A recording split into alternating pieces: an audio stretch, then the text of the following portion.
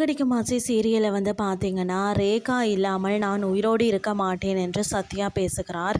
அதற்கு அப்படியென்றால் நாங்களும் உயிரோடு இருக்க மாட்டோம் என்று அவரது அம்மா எமோஷனலாக பேசுகிறார். அதற்கு பிறகு இந்த விடயம் தொடர்பாக முத்துவை சந்தித்து சத்யா பேசுகிறார்.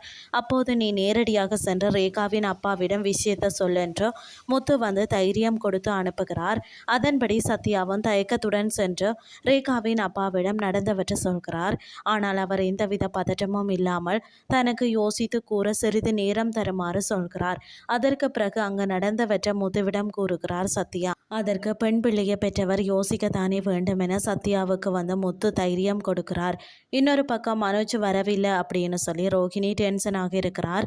அந்த நேரத்தில் விஜயா மனோஜை தன்னுடன் வருமாறு அழைக்கிறார். அதன்படி மனோஜும் விஜயாவும் ஒரு நிகழ்ச்சிக்கு செல்கிறார்கள்.